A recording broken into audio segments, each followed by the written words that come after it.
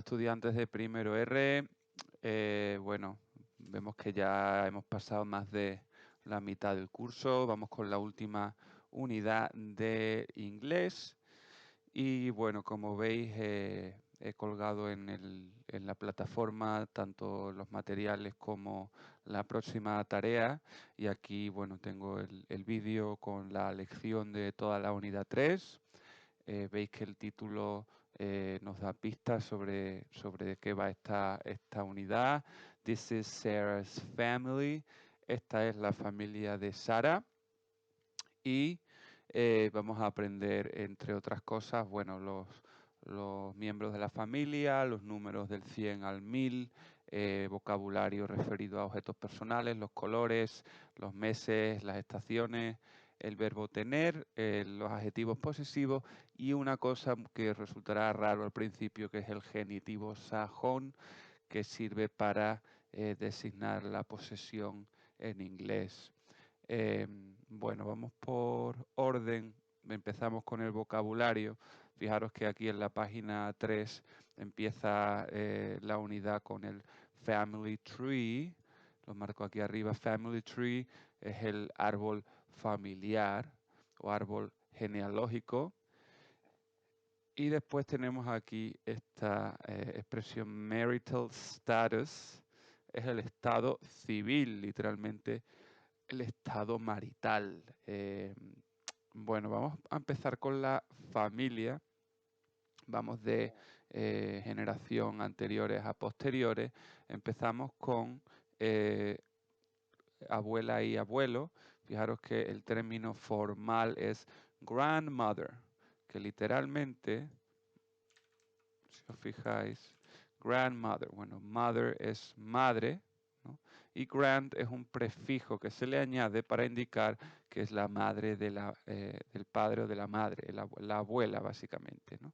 Lo mismo pasa con abuelo, que pues se forma de la misma manera. Grand, el prefijo que se añade, y father, que significa padre. De esta manera, grandfather es abuelo. Sin embargo, si yo quiero decir abuelos en plural, para no darle un género ni masculino ni femenino, se diría grandparents, ¿vale? ¿Por qué? Porque grand, de nuevo, indica que es una generación anterior, y parents en plural significa padres. Sabéis que en español lo masculinizamos, decimos padres, no decimos madres, ¿verdad? En inglés no lleva ningún género asociado, con lo cual si decimos mis padres, decimos my parents. Y si decimos mis abuelos, decimos my grandparents, ¿sí? A no ser que nos refiramos a uno en concreto que sea masculino o femenino. Bueno, entonces vamos con una generación posterior, que sería el padre, como vemos aquí, father. Fijaros que luego vienen entre paréntesis los términos cariñosos. Granny es la abuelita, grandpa es el abuelito, y luego tenemos a father, que es padre, o dad, que es el término cariñoso, papá. Luego tenemos mother, que es madre, o mom, también mom con U, que es mamá, ¿sí? Bueno, tenemos también, si se trata de el hermano de nuestro padre o nuestra madre, se dice uncle, ¿vale? O si es la hermana de nuestro padre o nuestra madre, se dice aunt, es decir, tío y tía. Bueno, también tenemos hermanos y hermanas, brother, hermano, sister, hermana. Después tenemos novio, novia, boyfriend. Sabéis que la palabra friend significa amigo, ¿verdad? Y boy significa chico. Entonces se juntan estas dos palabras y forman la palabra novio. Lo mismo pasa con novia, girl, chica, friend, amigo o amiga. En este caso girlfriend, pues novia, ¿sí? Bueno, continuamos entonces con primo. Primo se forma de esta manera, cousin, no tiene ninguna formación de palabras. Y luego tendríamos también sobrino y sobrina. Sobrino es nephew, sobrina es niece. Bueno, fijaros aquí se explican algunas de las cosas que yo ya he mencionado, algunas otras que no he mencionado. Por ejemplo, husband, marido o esposo, wife, mujer, esposa. ¿Sí? Esta palabra que igual ya la hemos visto, child, niño, sin sexo asignado, niño o niña. El plural sería children. Fijaros que aquí el plural es irregular, se forma de otra manera. Son, hijo, daughter, hija.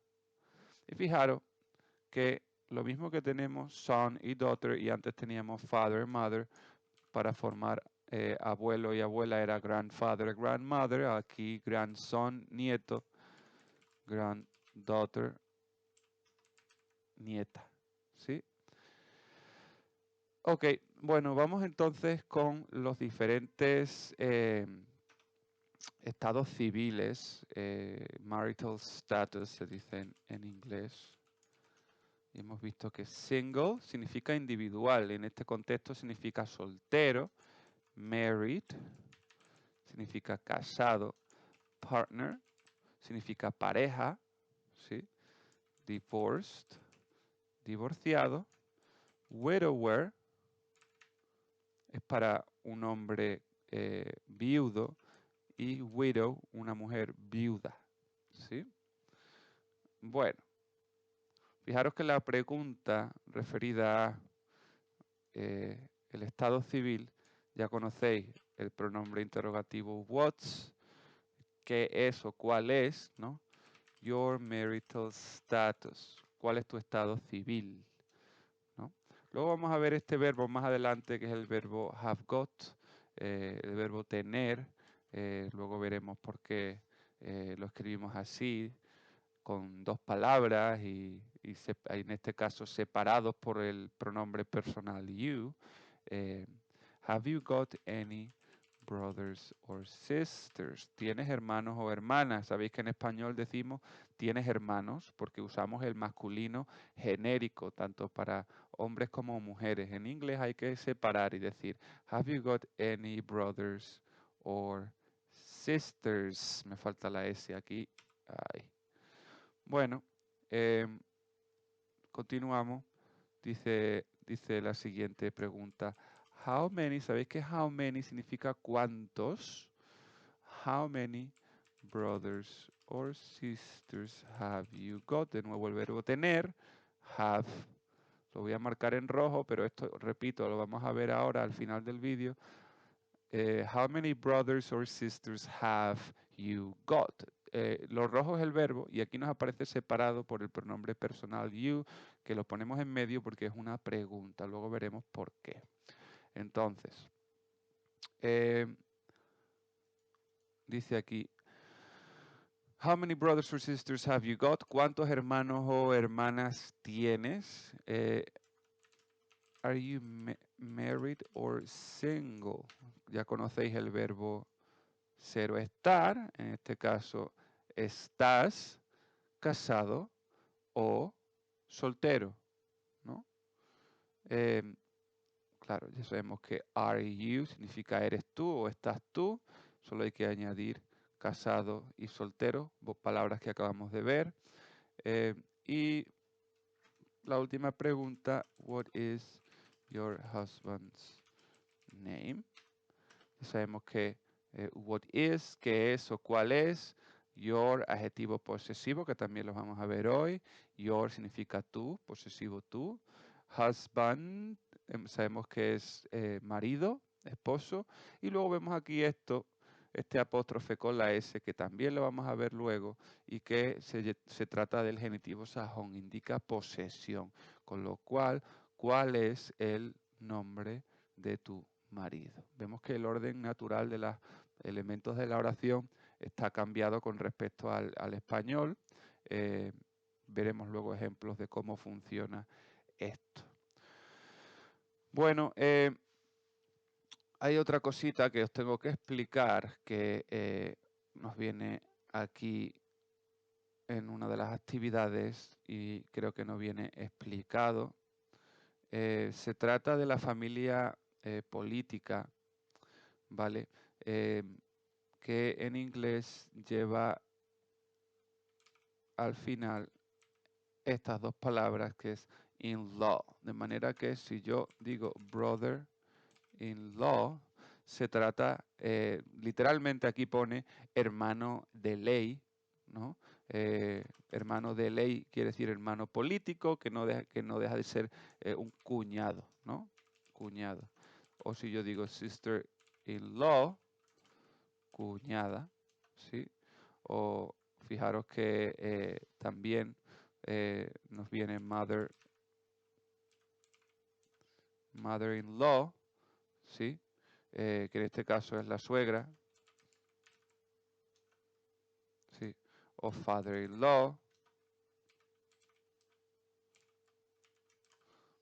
que es el suegro, ¿sí? Son-in-law es el yerno y daughter-in-law, que es la nuera, ¿ok? Luego está el tema del padrastro y la madrastra. Bueno, solo hay que añadir el prefijo step.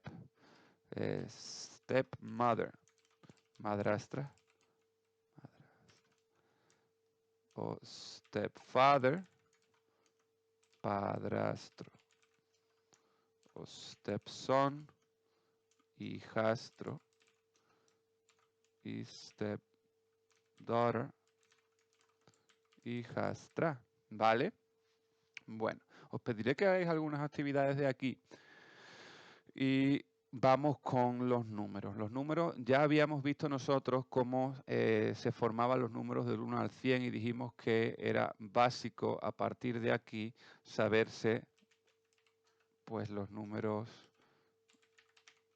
20, 30, 40,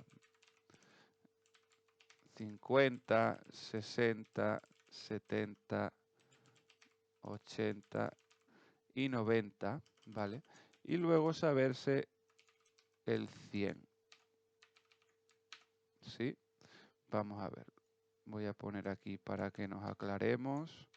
Aunque esto ya lo deberíais saber. ¿Cuál es cuál, vale? 20 es 20, 30 es 30, 40 es 40, 50 es 50, 60 es 60, 70 es 70, 80 es 80 y por último 90 es 90. Y luego tenemos, aquí me he equivocado, 100 acabado en D.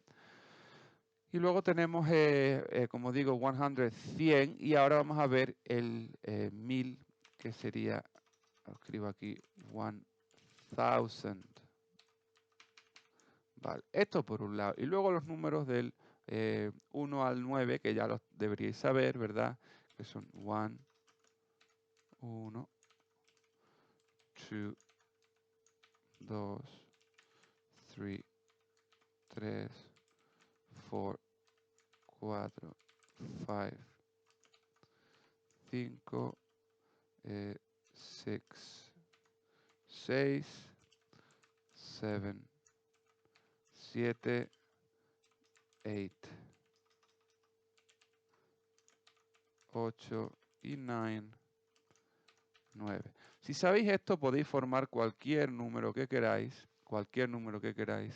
lo podéis formar siempre y cuando se trate de un número de 4 cifras. Fijaros que si yo quiero formar un número como por ejemplo el 1000, vamos a empezar vamos a hacer un repaso rápido, ¿no? De números de 2 cifras. Si yo tengo el 45, por ejemplo, sabéis que tenéis que coger 40, que es 40, ¿verdad? Ponemos un guión entre las decenas y las unidades siempre. Y después el siguiente, que es el 5, ¿verdad? 5. Ponemos aquí 45. O por ejemplo, el número 67, sabemos que 60 es 60, tenemos aquí, ponemos guión y el número 7 es 7. Bueno, si yo quiero utilizar números de tres cifras, ¿no? Ya con centenas, por ejemplo, 465, fijaros que lo que tengo que hacer es, yo sé que 100 es 100, ¿verdad? Pero si son 400, en vez de 100, 400. Utilizo el 4. Entonces, 400. Y dijimos que después de las centenas, si os acordáis, siempre había que poner la conjunción y en inglés, que se escribe and. 400 and. Y tendríamos ahora que poner 65, que sabemos que 60 es 60. Y después de las decenas siempre va el guión, el 5 que sabemos que es 5, que lo tenemos aquí, ¿no? Voy a poner otro ejemplo, 721. Sabemos que 700 hay que empezar con el número 7, 7, ¿no? Y después el 100, la centena siempre es 100, 700. Después de la centena siempre va la conjunción y, que en inglés es and. Y ahora ponemos 21, ponemos 20, 20, separado de un guión, y ponemos el 1, 21, 721. Bueno, eso era el repaso de lo que ya habíamos visto. Ahora vamos a ver si vamos a utilizar un número que tenga millares, es decir, que sea superior a 1000, pues tendríamos que fijarnos en que 1000 se dice 1000, con lo cual, si yo digo, por ejemplo, 1389, bueno, pues sería 1000, sería 1000, ¿no? Y ahora, a partir de aquí, ya sabemos decir 389. 300, 300. Después de la centena siempre hay que poner la conjunción y, and, y después ponemos el 89, que siempre es separado por un guión la decena de la unidad, 89, ¿vale? Os pongo otro ejemplo, 4573. Bueno, pues ponemos el 4 de 4000, 4000. 500 and 73. Siguiendo siempre los mismos pasos que hemos visto ya. ¿Vale?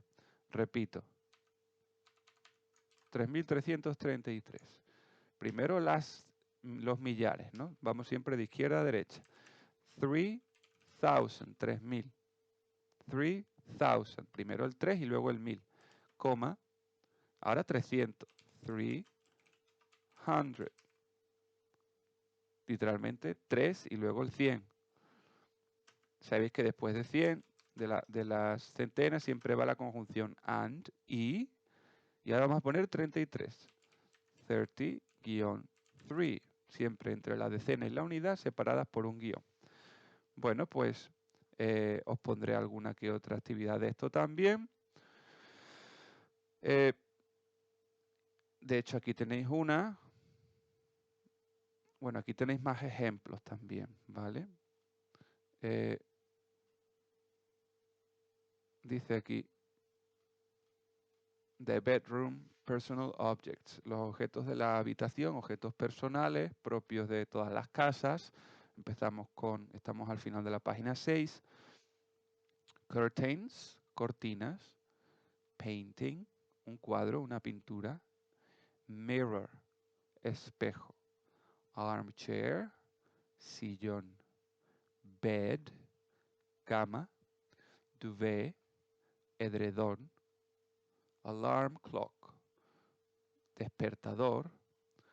Wardrobe, armario, aunque en Estados Unidos dicen closet. Closet, lo voy a poner más grande.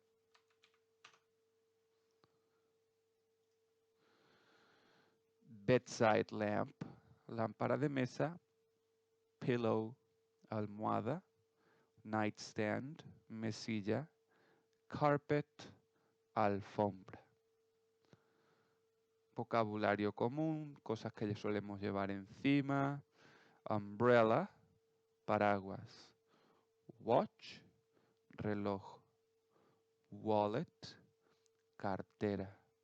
Glasses, gafas. Fijaros una cosa, glasses es plural, es decir, pasa como con la palabra gafas en español. Si yo digo, por ejemplo, my glasses, mis gafas are, son.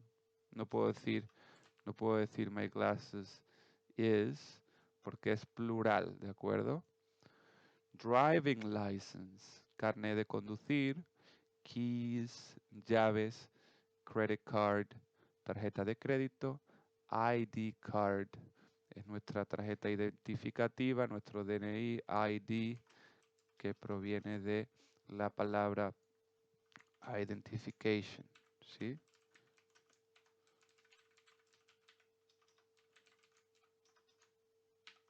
Identification, ID card. Handbag, bolso. Backpack, mochila. Bueno, repito, os pediré alguna que otra actividad de aquí.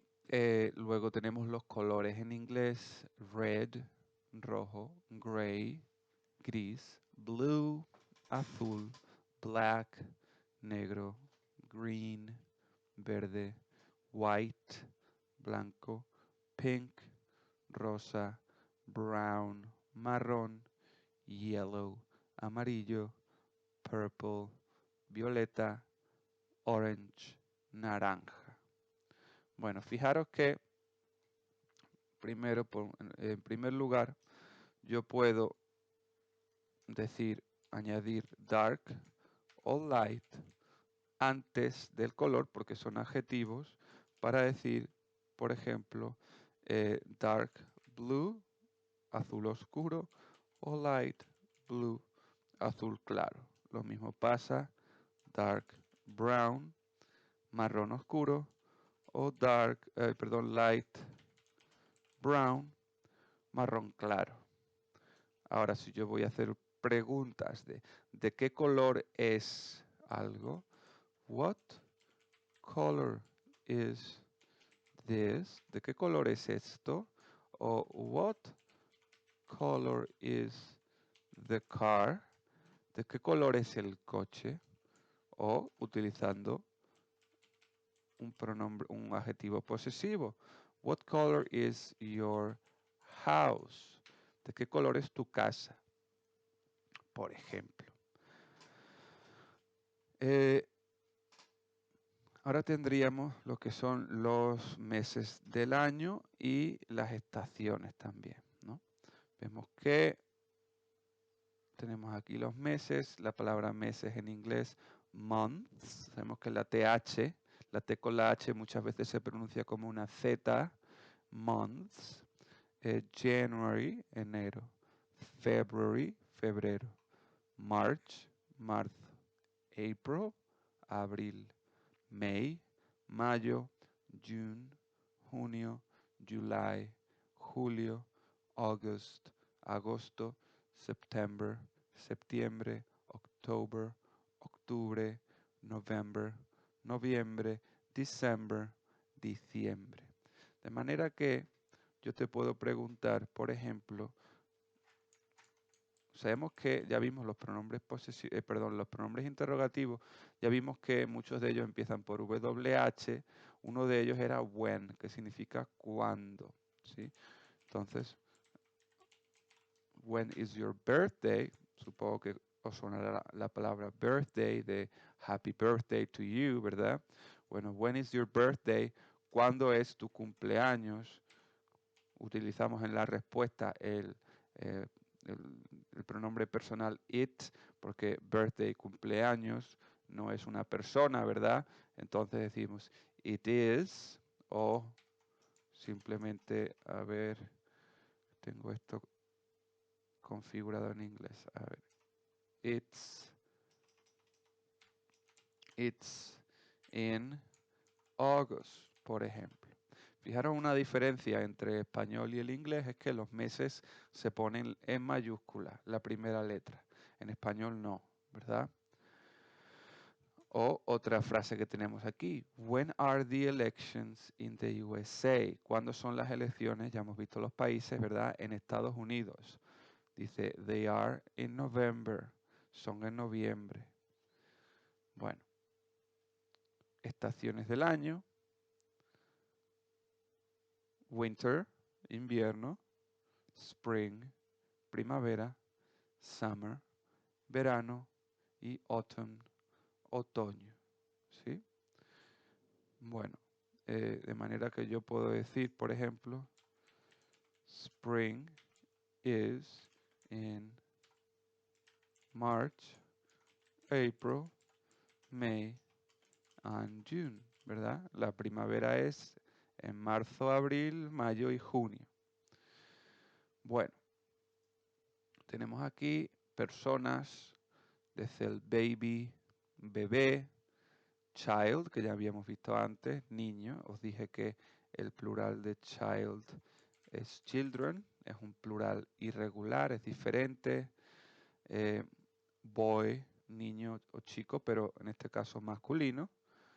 Child, la diferencia es que child puede ser chico o chica, niño o niña, mientras que boy es chico. Girl es chica o niña. Man es hombre. Woman es mujer. El plural de estas palabras, woman hemos dicho que es mujer, el plural es women, mujeres, y man, que significa hombre, el plural es men, hombres. Y luego tenemos palabras que ya hemos visto, girlfriend, novia, boyfriend, novio. Bueno, vamos con la gramática. Tenemos el verbo have got, que como veis es el segundo verbo que vemos aparte del verbo to be. Tenemos el verbo have got y ya tenemos un verbo que son dos palabras. El verbo significa tener, es decir, referido a posesiones, ¿verdad? Y vemos que como tiene dos palabras, normalmente en afirmativa, yo puedo decir I have got a car, junto las dos palabras, I have got a car, tengo un coche, ¿sí? O I have got two houses, tengo dos casas. Bien. ¿Qué pasa con este verbo? Bueno, el verbo have, la única particularidad que tiene en afirmativo es que si utilizo la tercera persona del singular, en vez de have, se convierte en has, con S al final, ¿de acuerdo? Con S al final, en vez de con V y con E. She has got, por ejemplo, a son. Ella tiene un hijo. She has got a son, ¿vale? O, por ejemplo, he has got three cousins. Él tiene tres primos o primas. Es decir, en tercera persona del singular ponemos una S. Sin embargo, si no es tercera persona del singular, you have got two sisters. Tú tienes dos hermanas. ¿Vale? Bueno, ahora bien, ¿podemos acortar como hacíamos con el verbo to be? ¿Podemos acortar este verbo? Claro que sí, lo podemos acortar. Fijaros en la primera frase, I have got a car, le quito la H y la A y pongo una apóstrofe, I've got a car. Lo mismo con todos. I've got two houses. Fijaros aquí, le quito la H y la A, aunque sea has, le quito la H y la A, le pongo una apóstrofe, she's got a son. Aquí igual. He's got three cousins. You've got two sisters. Es la forma más corta. Vale, ahora ¿qué pasa? ¿Podemos formar frases en negativa con el have got? Claro que sí. Si yo tengo I have got a car, puedo decir simplemente le añado not, igual que con el verbo to be, ¿vale? Le añado not después del verbo I have not got a car, ¿vale? I have not got a car. Ahora bien, yo de I have not got a car puedo acortar la frase también, y esto lo hemos visto también con el verbo to be. Si yo tengo un verbo en negativo como have got o como to be, puedo acortarlo quitando la O y poniendo el apóstrofe. I haven't got a car. No tengo un coche. Aquí pasa lo mismo. I have, le añado not.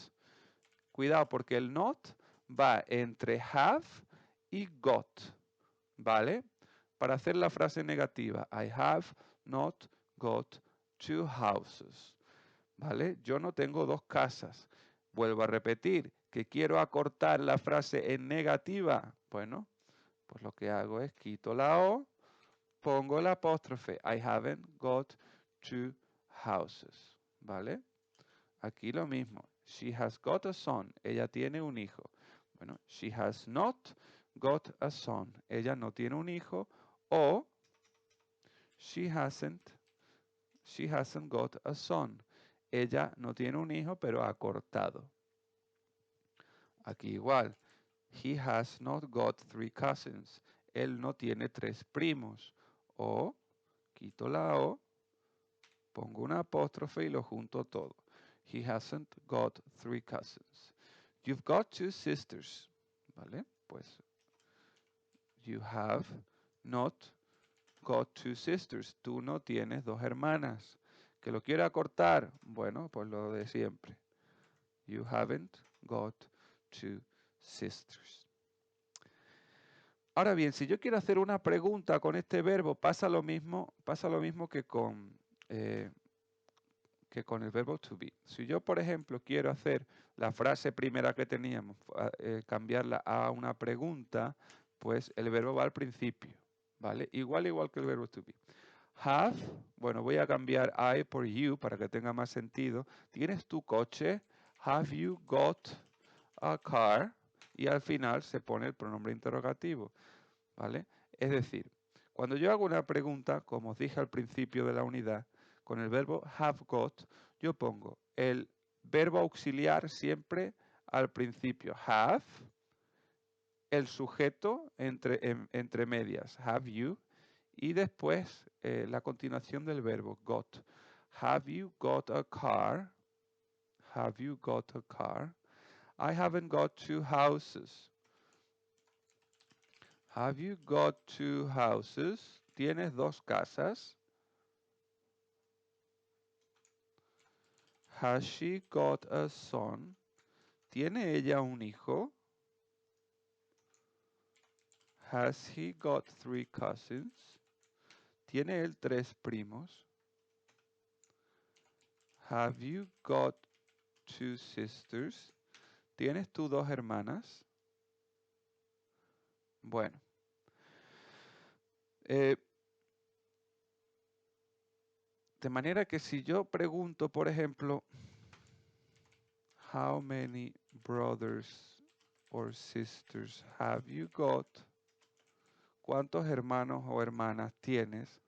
Posible respuesta sería I have got one brother and two sisters. Tengo un hermano y dos hermanas. Y si lo quiero decir más corto, digo I've got one brother and two sisters. ¿Vale? Bueno.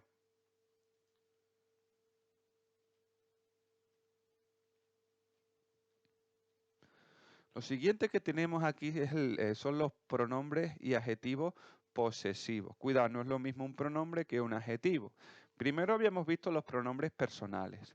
Yo, tú, él, ella, etc. Los pronombres personales, que los tenéis aquí a la izquierda en la página 12, en el cuadro a la izquierda del todo, sirven para formar el sujeto de la frase, es decir, la persona que realiza la acción del verbo. Por ejemplo, ya hemos visto en esta frase que I haven't got a car, lo marco aquí en rojo, I sería el sujeto y el pronombre personal de primera persona, del singular, yo.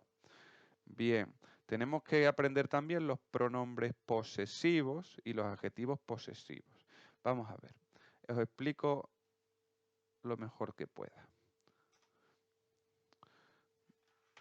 Sabéis que esto va siempre en el mismo orden, primera, segunda, tercera persona del singular y luego primera, segunda y tercera persona del plural. Bueno, lo voy a poner aquí más o menos para que nos quede claro. Primera, segunda, tercera singular, primera, segunda y tercera plural. Bueno, estos son los adjetivos posesivos, que los tenéis aquí en la página 12, en la segunda mitad de la página, en amarillo, en la segunda columna nos dice adjetivos posesivos, ¿no? Fijaros una cosa. Yo, para formar cualquier frase con adjetivo posesivo, por ejemplo, my cousin is Pablo. Mi primo es Pablo, o mi primo se llama Pablo, ¿no? My cousin is Pablo. Fijaros que, en este caso, my, adjetivo posesivo, ¿vale? Va seguido de cousin, que es la palabra, ¿verdad? Con la que va asociada my. Mi primo es Pablo, ¿vale? Pero fijaros una cosa, que si yo digo, my cousins are Pablo and Marta. Estoy diciendo, claro, mis primos son Pablo y Marta. Fijaros que en español diríamos mis, en plural. En inglés no se pluraliza, ¿vale? No se pluraliza el adjetivo posesivo. Aunque tengamos una palabra como primos, que es plural, no se pone una S después de my o algo parecido, ¿vale? Sería simplemente my cousins are Pablo and Marta.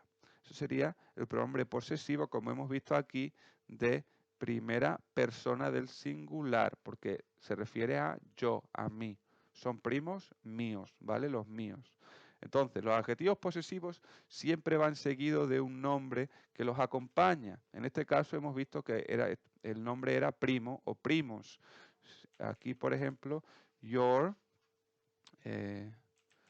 brother is 7 years old.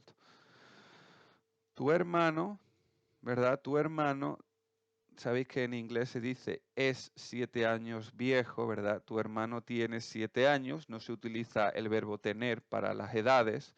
Tu hermano tiene 7 años. O puedo decir, your brothers are 7 and 9 years old. Tus hermanos tienen 7 y 9 años. De nuevo repito, aunque la palabra sea plural, como es el caso, brothers, acabado en S, your no cambia porque los adjetivos posesivos en inglés no tienen número, a diferencia del español, que sería tu hermano o tus hermanos. Vale, eso por un lado.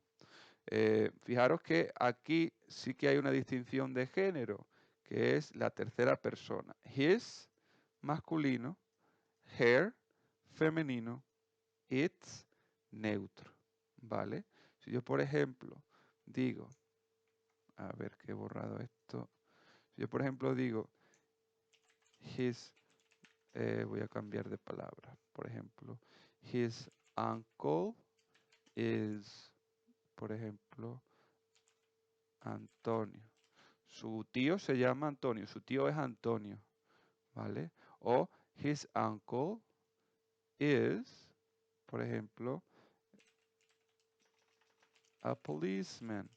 Su tío de él es policía, ¿vale? Sin embargo, si yo digo, her uncle is a policeman, su tío de ella, en este caso se trata de una mujer.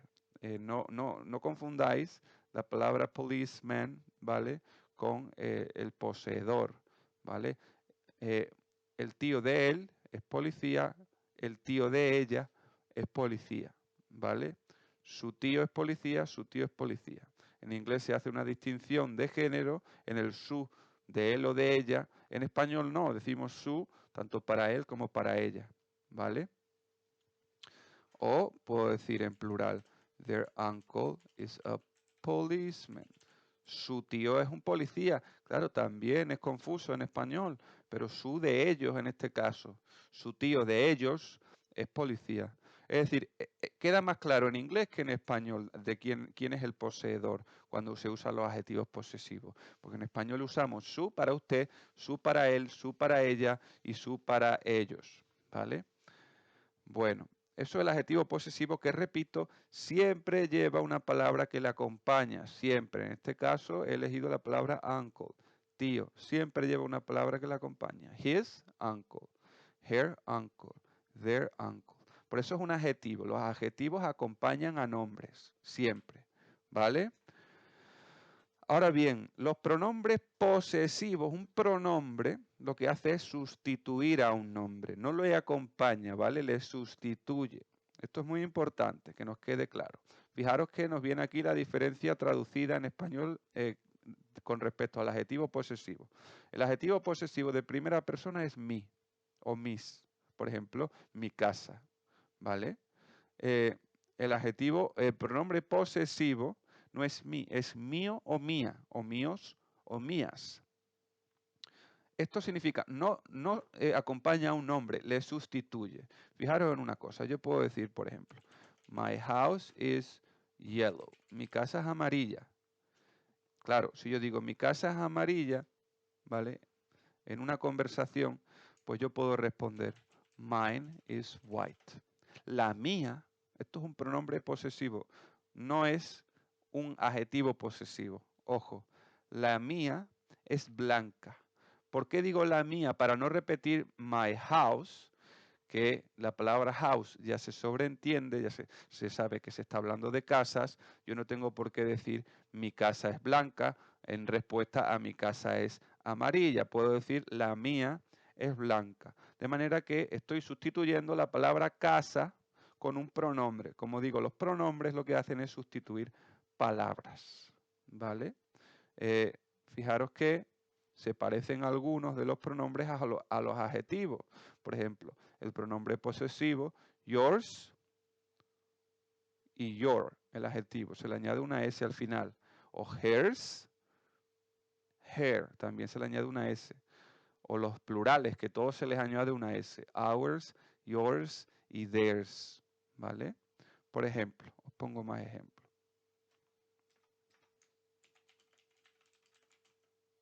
A ver.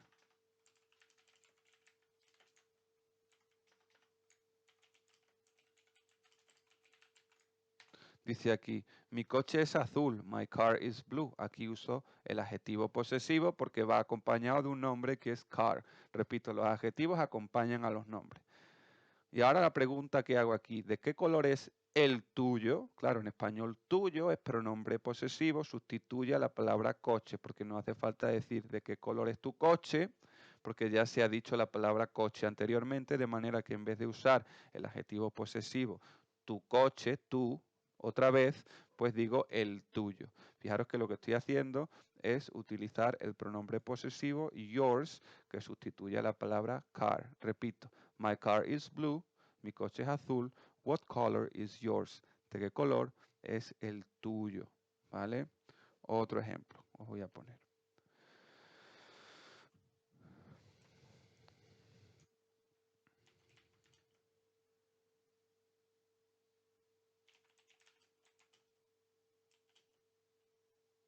A ver, your father is a teacher.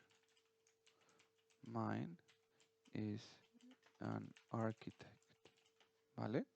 Tu padre es profesor. Your, adjetivo posesivo que va con padre, tu padre es profesor, punto. El mío, no digo mi padre, ¿verdad? Porque ya se sabe que estoy hablando de padres. El mío, mine, ahora uso no adjetivo posesivo, sino pronombre posesivo. Este que está aquí, en la derecha, que sustituye al, eh, al nombre. En este caso, padre. Mine is an architect, ¿vale?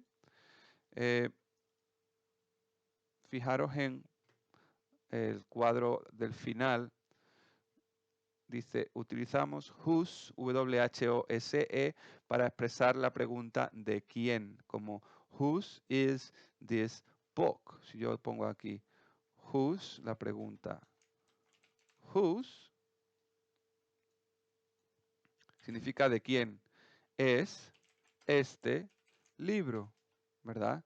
Yo puedo responder it's mine, o simplemente decir mine, mío, porque ya se ha mencionado la palabra libro, ¿verdad? Entonces yo no tengo por qué decir el libro es mi libro, puedo decir es mío o simplemente mine, mío. It's mine, es mío, ¿vale? Mine, repito, como veis aquí, es el pronombre posesivo de primera persona referido a mí, ¿no? Bueno, os pediré que hagáis algunas de estas actividades. Y por último vamos con la posesión del genitivo sajón. Vamos a ver, esto se llama el genitivo sajón porque es una de las características que tenía la gramática sajona, es decir, el inglés antiguo, y todavía se mantiene a día de hoy en el inglés moderno. Vamos a ver, nosotros la posesión, normalmente en español la designamos con la preposición de, ¿verdad? Yo puedo decir el libro de Ana, ¿sí? Con la preposición de ya sabemos que el libro pertenece a Ana y no que el libro se llama Ana ni nada por el estilo, sino que el libro pertenece a Ana, gracias a la preposición de. Bueno, pues en inglés, ¿qué hacemos? En inglés cambiamos el orden de la frase. Primero, cuando hay una posesión, ¿vale? Primero ponemos al poseedor, no a la cosa poseída. Y va seguido de este apóstrofe con S que os introduje al principio, ¿vale? Anas, fijaros, apóstrofe S, eso indica posesión. Y al final la cosa poseída, Anna's book, el libro de Ana. A ver, os pongo un ejemplo. Los que veis Los Simpsons o los que habéis salido fuera y habéis visto los establecimientos en el extranjero tienen este apóstrofe S porque, como en Los Simpsons, por ejemplo, un establecimiento simplemente en muchos casos se pone el dueño del establecimiento con apóstrofe S para querer decir este establecimiento pertenece a esta persona, ¿no? La taberna de Moe, por ejemplo, simplemente en la puerta pone Moe's, ¿no? Es decir, el bar de Moe, o incluso podemos decir Moe's Tavern, la taberna de Moe, ¿no? Si yo voy, por ejemplo, a una carnicería, puede que en la puerta ponga Butcher's. ¿Por qué? Butcher significa carnicero, Butcher's el establecimiento del carnicero, es decir, la carnicería. Indica posesión y va automáticamente seguido justo después del poseedor, ¿vale? Por ejemplo,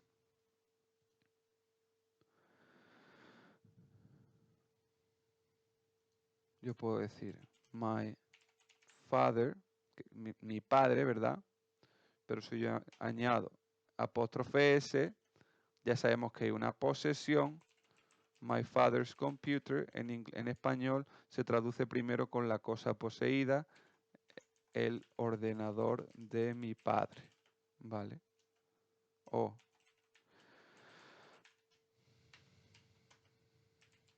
your sister's pencil, el lápiz de tu hermana, por ejemplo. ¿Sí? Se le cambia el orden natural. En inglés se empieza por el poseedor, automáticamente acto seguido ponemos apóstrofe S y después la cosa poseída, ¿vale? Por ejemplo,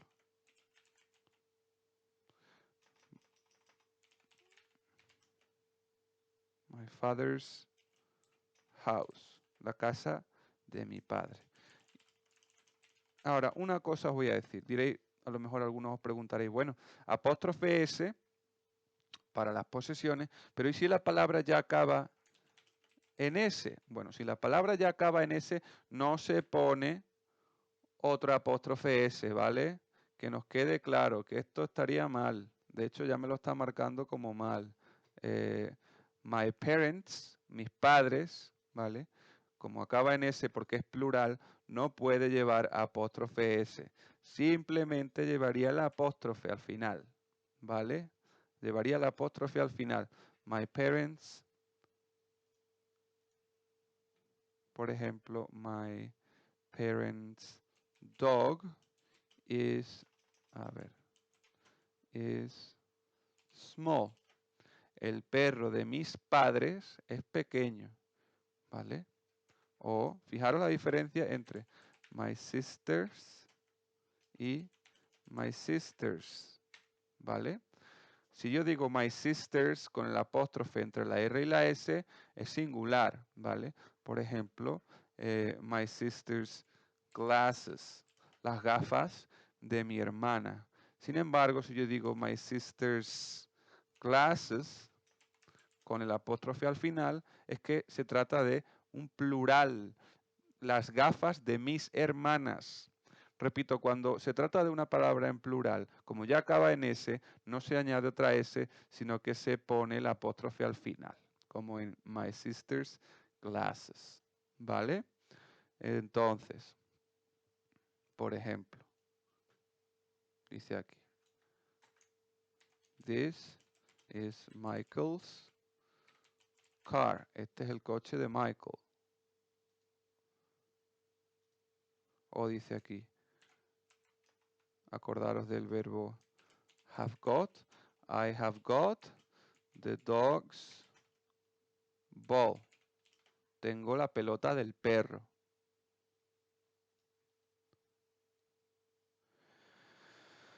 Fijaros que no necesariamente se utiliza solo para posesiones físicas, reales, materiales, sino que también, pues, por ejemplo, como en el ejemplo que tenemos aquí, today's news. News significa noticias, news. Y today significa hoy. Las noticias de hoy. Apóstrofe después de noticias y la S del genitivo sajón. ¿Vale? Bueno, echarle un vistazo a esto. Os mandaré más actividades. Ya no vamos a ver nada más del curso. Simplemente deciros que al final del curso tendréis una prueba que haréis desde casa y que englobará todo lo que se ha visto hasta ahora. Prueba que podréis utilizar vuestros apuntes y vuestro libro sin ningún problema. Bueno, espero que estéis bien. Y lo dicho, si tenéis alguna duda, alguna pregunta, ya sabéis cómo poneros en contacto conmigo. Estaré muy contento de ayudaros. Un saludo a todos. Chao, chao.